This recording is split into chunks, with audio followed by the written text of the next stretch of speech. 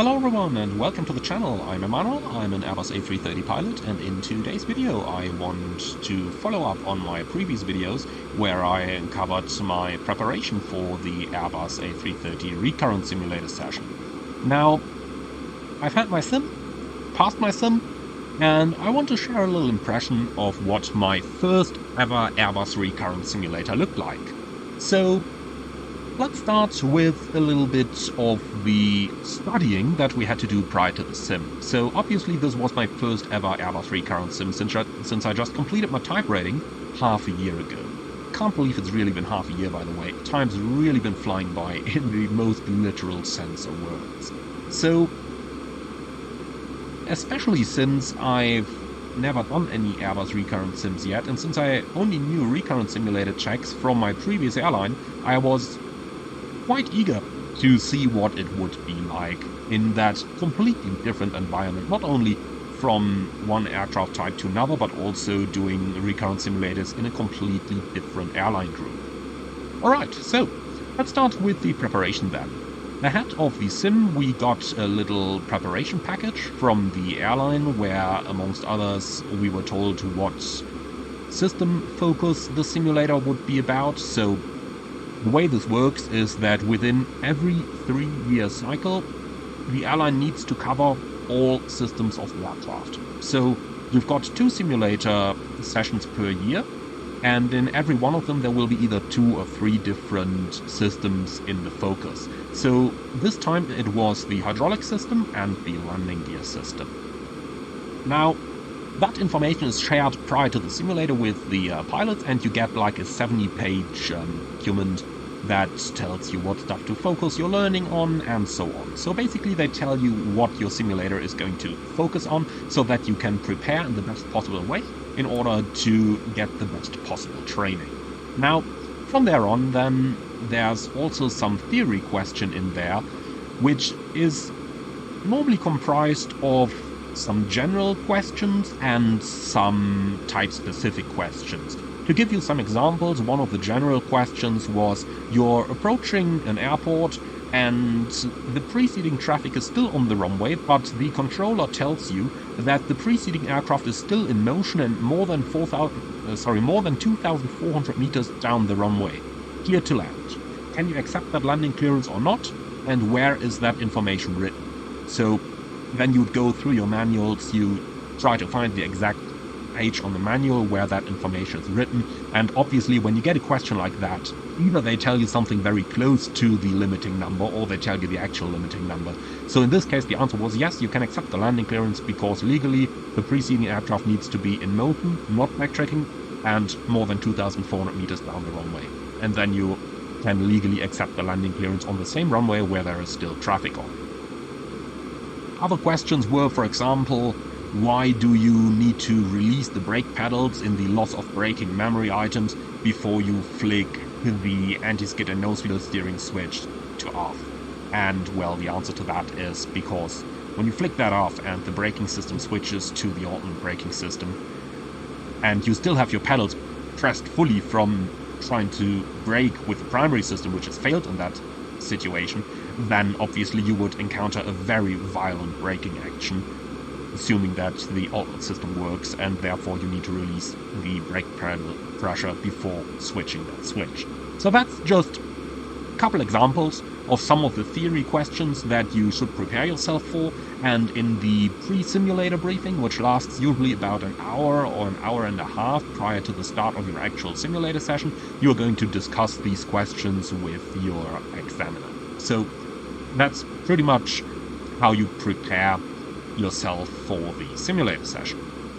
Now from there on, you then go into the simulator and you start the training program. Now in there, what we do is called evidence-based training, and evidence-based training basically means that you are on the first day going to collect a lot of impressions on your skills and your maneuver, and the checker is going to watch out for all of those, and then you try to establish a weak point where on the second day you can focus your training on it. So on the first day we started with a line-oriented flight training scenario, so basically we stood at our home base and departed for a long-haul flight at a very high weight, and then a failure happened en route, which we needed to evaluate. Now, I'm not going to say exactly which failure and which kind of evaluation we did, because I do know that colleagues from my airline are also watching some of my videos, and obviously I don't want to give away exactly what's going to happen, because that would be cheating, would it? Now, we departed, we got that failure, and then we had to decide, okay, do we want to continue the flight to the destination, or do we want to return to the departure airport, or maybe divert to another aerodrome? Now, obviously, a simple takeoff would have been too easy, so we also got some nice little surprise on our takeoff that we had to take into consideration for later on, namely a wind shear just when getting airborne. Okay, so that was basically our departure. Now, from there on, we then got airborne and we had to decide on what we are going to do.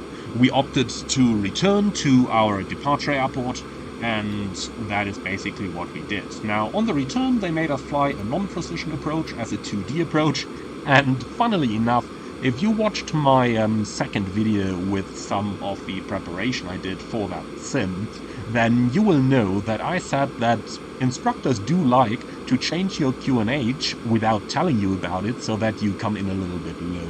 Basically the same thing that I covered in that video, and that is exactly what happened. So we went around and came back for a second approach, of which we landed successfully. In the meantime, the instructor also changed some weather, so that we had to conduct the second part of our flight as a visual approach then.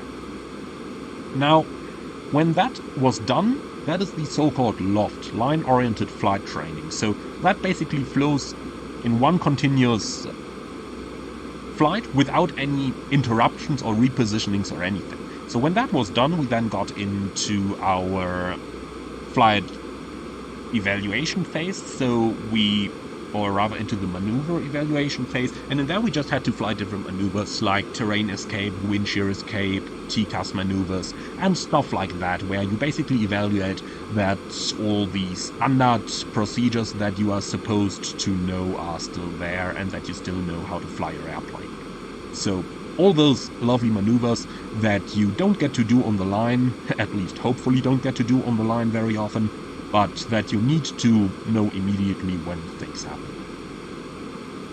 And that is basically the first day of the simulator. So thereafter you do debriefing. In that debriefing you are going to evaluate together with your examiner where you think your weaknesses are, or where you think your strengths are, and then you are going to decide on topics that you want to focus on in your training on the coming day. And we decided on a couple of points there. For example, one of the points where I wanted to focus on a little bit more was execution of memory items, because I did notice in the sim that some old 737 habits slipped through again.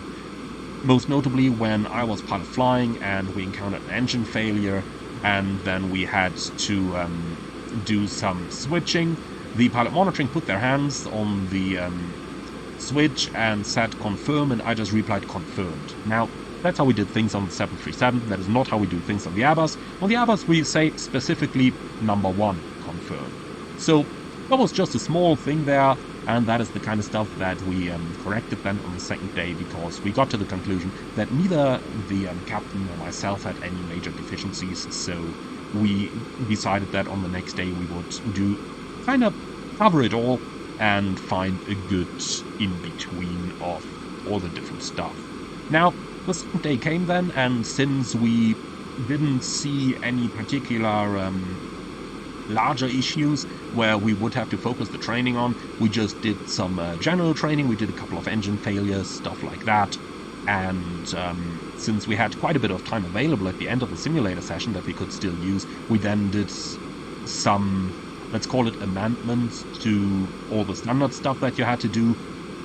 What do I mean with that? Well, for example, we had to do a visual approach to high altitude airport in hot weather conditions, so where you end up with a very high true airspeed and therefore with a very high approach speed, and we just altered the scenario after we completed it for the first time as per the approved training manual. We then altered the scenario a little bit for a second round, and we did the thing with both engines failed. So, stuff like that.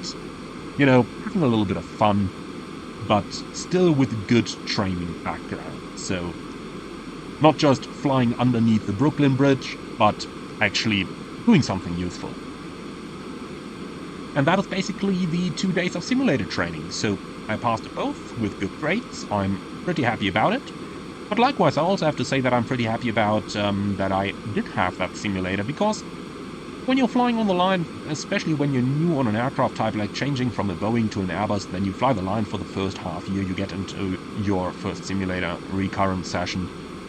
Things might not be as natural to you as they were after 5 years on the 737, so there were a couple of things where I had to think like, okay, so, oh yeah, that's how I do it again.